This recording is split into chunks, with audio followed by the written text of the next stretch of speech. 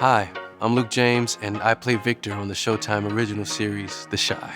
Now, y'all know we at The Chi are a family, and family needs to support each other, especially when it comes to our mental health. So just like my character Victor runs a healing circle on the show, I wanted to create a safe space for my Chi fam to come together and talk about the importance of mental health for us, for the Black community, and most importantly, for you.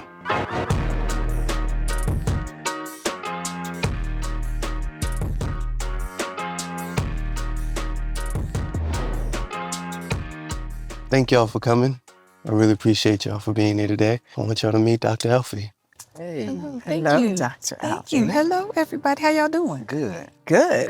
So I wanted to start this conversation and ask all of you to answer the question of what mental health means to you. Yeah, mental health is health. You know, I think it's definitely about pouring into yourself so you can pour into others. I think the other half is practicing that self-love in the field, talking to family members or whatever you're dealing with. I think it's important to know how to manage those emotions when they arise. I love that. Mental health is health. That's beautifully said. I love that. I think mental health is a healthy mind, a happy mind, knowing what you need and figuring out how to get it, and knowing what you don't need and figuring out how to stay away from it, and constantly checking in with yourself. I believe it's all of the above. You know, it's a moment to reflect on things that are going on inside. Yeah. And you can work on the outside. Yeah. Why is it important for us as Black people to focus on our mental health? We are consistently, just as a people, just coming from a culture that is a survivalist culture, right? Yeah. You know, we're always trying to survive versus just embrace life and enjoy.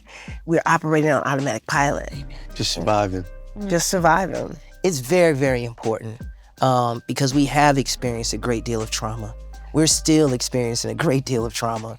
And I think in order to get through that, you have to have somebody that you can talk to that can kind of just keep you encouraged and give you some real insight without being judgmental. What isn't sort of dealt with in your own personal life can pass down to, you know, the next generation as well. And you may not know it or be aware of it, and then you're like, oh, wow, this is where this come from. I was watching this from my parents or my friends, and now I've created this bad pattern for myself. It's important to constantly reflect and be aware of that. Mental health is a very new thing for me. Like, as a kid, as a teenager, as a young adult, no one talked to me about mental health. And at first, it was even one of those things like, mental health, Right. go to sleep. Right. No, Right. it's real. It's Right. real. It's real. Find somebody to tell that to, and you'll be good. Or pray Or let about it go. Or Yeah. pray Just about let it. it go. That's a Pray good about it. Yeah. About it. The phrase mental health, it's always been a part of my life. Therapy has always been a part of my life. Being Black, it's you just gotta work and go, and you don't have time to stop. I don't have time to deal with this right now. I'm Yeah. gonna put this aside, I'm gonna compartmentalize, and I'm just gonna do what I I'll need be to okay. do. Yep. I think part of working with our mental health is recognizing even an instrument needs fine-tuning. Oh, I love that. One of the things that we know clinically is that depression in a lot of our children does not look like, I say Eeyore from Winnie the Pooh, it don't look like this, it look like this. Right. Exactly. Right? Because the aggression is serving the same purpose. Stay away from me. Yes. But if you walk around looking like that, you're gonna get got. Right? So you can't walk around looking like that's not the norm. Right. So the aggression allows you to get people away from you. But all of it, I think underlying it is still that sadness and the teariness and the, feeling lost and hopeless. And so I'm wondering if you all could share your thoughts on, do you feel like we as Black people need more of these conversations about mental health? Yes, I think it should be a requirement. If you're Black, it should be free. It should just be a normal thing that there's a circle somewhere for you to go and talk. Yes. I think we need it. I definitely think that it should be normalized. So normalized that if your kid says, I think I need to talk to someone, they're not shamed or teased. I definitely feel like there should be rooms and safe places where you can go. Yeah, we need to do those circles of encouragement and support. I'm dealing with a lot, man, and I want to be careful. I need to be careful about what I share with you. What's going on? Yeah, man. How can we support you? So I want to pick up on this theme of how you all reflect mental health in the show. I think there's something so powerful and healing about what you do when you reflect to people, this is what therapy looks like. I think the first person to break your heart was your mother. Shit. And until we resolve that break, you'll spend the rest of your life trying to mend it with romantic relationships. The Shy's got some heavy stuff in it. So what do you do to care for yourselves before and after you do this heavy work? Before every scene that Kiesha has, I have to go in a quiet space, my trailer, stretch, breathe, get my body right, my mind right. It's heavy, but I'll wear Kiesha with honor because I feel like everything that she's been through, there's somebody out there that needs to see that it's real, that you're not alone, and that you can get through it. That's what I love about her. She always gets through it. Yes. This art form is something I love. So my first bit of care is that I'm doing something I really love to do. And inside of it is therapy for me. Yeah. It's therapeutic for me. But outside of that, I mean, working out, is one way for me. Being with my family and enjoying that process and that journey and taking each day by day, that kind of replenishes any thoughts that I may have that may be weighing on me. For me, to really move myself forward is to consistently look myself in the mirror, ask the hard questions. And then, like you said, working out and having good friends. Yeah. And a cocktail now and then. And a cocktail, that's it. But you're so good at that you have taught me how to self-reflect and how to be more honest with myself and really just sit and think like, what are you doing? What are you doing right now? Like, what are you saying? How are you feeling? Like, you have taught me how to do that. Working out has been like a big thing for me. I want to say like season 2, I really started like my fitness journey. It became like this therapeutic thing for me. Like it just gets my mind going. And prayer in the morning, a lot of sermons, creating that sort of lifestyle of just constant meditation, constant prayer, constant working out has been a big part of my routine. For me, it's the same thing. Prayer and meditation are big things for me. I'm so blessed and so fortunate. I say this all the time.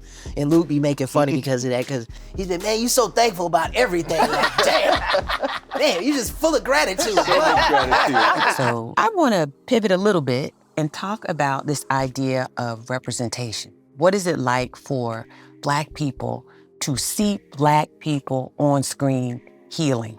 I've had the opportunity to speak to a lot of Black men, young and more mature. And the one thing that they always express to me is like, man, I really appreciate you all having a character and having a show like that where exposing that vulnerability and just allowing a man to feel like he can be heard. I think it's just very encouraging, the narrative that we're consistently throwing out there as it relates to this show and mental health within our community. I love that.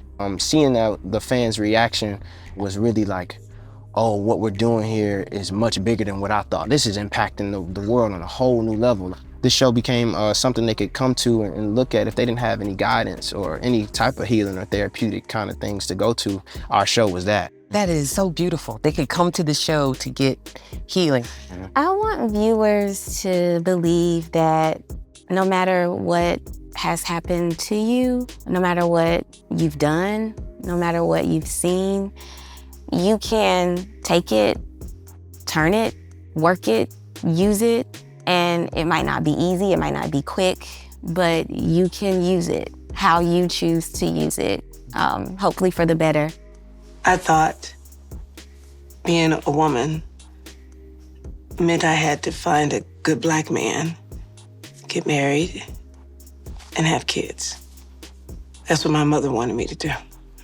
Did you not want that? Nobody cared about what I wanted.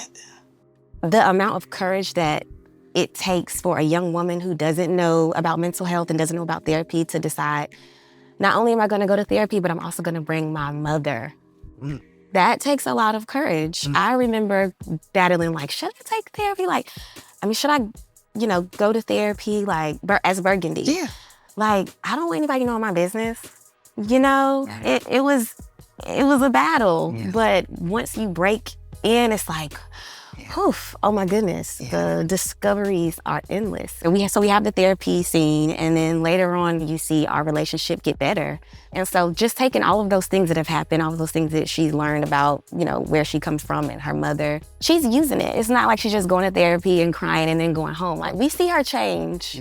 So you can take it and find a way to work it and make it meaningful and use it for good. See, I love that because it's basically, it becomes a tool for you. For you. Where it doesn't have to be like a burden. It becomes an instrument that you learn from, right? You learn from your history and your past, and you can use it as a tool. So I really like that. Don't cry. Girl, She cry all the time. I'm holding it in. Oh, man, you been holding it in? Wow. That's I felt it coming too. I was like, let me chill out. Every time we have a scene, and she looks up with these big old eyes, so and they big and glass beautiful. over, and I'm just like, here she is. And we both just I'd be like, you are not taking me down. Working with 5 of our cast members. Luke, we owe you to the show. So you mentioned, the fans out there, and I want to pick up on a few questions from your shy family out there in the world. Okay. Right? So the first one, this is a good one. If you are sad or stressed out on a tough day, what do you do? Me personally, I try to psych myself out, and I try to psych everybody else out. If I feel the energy's too low on work, I'm like, everybody good? And then everybody tell you, I'm the loudest one, makeup trail if it's 6 a.m. Makes it a lot of fun. You see those 2 arms over there? I crawl up in those and I cry. And if she's not here, I call her and I cry. And then I'm good. Sports is therapeutic for me. Like, if I'm having one of those days at work where I'm just feeling stressed out, and especially if it's during like baseball season, I'll go to Wrigley, I'll grab a nosebleed ticket, I'll get a hot dog and a beer and just sit there and watch the game and just exhale. And I think what that allows me to do too is like reflect on the day and go, hey man, you're really, really blessed. Let's take everything in stride and put everything in its proper place, and let's just, accept this for what it is right now. But let's just turn it around with our energy. Oh, home run. Oh, feeling a lot better. Yeah, it just shifts. Yeah. You just described a way so practical and perfect for practicing mindfulness. You're sitting there, you're focused on the game, you're being present. Yeah. People think mindfulness is just, right? And Right. it's not. It can be that. You can be doing something, but the idea is to be present. For me, I just, I love to talk. And so I invest, when I'm feeling like, oh, my own life is like, got me, I invest that time in conversation with other people. I just try to find out what's going on with you, because it gets me out of me. I'm not thinking about me. I'm not stuck on me. And it's not escaping my life. It's just being, as you just said, being present in this space and spending that thought time on sharing the space with somebody, What is one message on mental health that you would like to share with the shy family out there and the people out there in the world? Mental health is priceless, and whatever you have to do to achieve your definition of mental health, go do it. How about you, sir? Yeah, it's worth it. It's worth it. I mean, it's a daily process. You may have a great day today, but tomorrow is another day, and it's constant work. Don't beat yourself up if you lose your ground one day. You're in the right place because you're growing. If you're in a space that you're uncomfortable in, if you're seeking help, that means you're growing in a space. And being aware that that's okay. Now you're reshaping your whole lifestyle in order to move forward in the healthiest way possible. So I will just say that I really just want to encourage young Black men who are going through situations like that, and who feel like their backs are against the wall and they don't have anybody to talk to. Like, man, y'all find some kind of way to just come together and just talk and form these healing circles where these real conversations can take place. And it's just important, I think, for us to really be able to guide each other along on that journey and to encourage one another. And I think it'll be the overall greater good for everybody. I would say to the community, remember that you have to practice happiness and you have to choose to be mindful of your mental health, and don't judge yourself and just practice it. It takes practice. Yeah. Ooh, my heart is full. I just want to, without getting too emotional, thank each of you for being so vulnerable, for opening yourselves up to me and to the fans, and just want to appreciate you all allowing me to share this space with you today in a conversation about our community, Black people, the Shy, and our mental health. Because mental health is health as we know. And I am so excited for new episodes of The Shy. Yes, around the corner. Such an important conversation. I hope you all got a lot out of this open discussion around mental health in the Black community. This is not the end of this conversation, so let's keep it going throughout the season and beyond. For wellness resources and tools, head to beam.community/The Shy. And don't miss new episodes of The Shy, now streaming.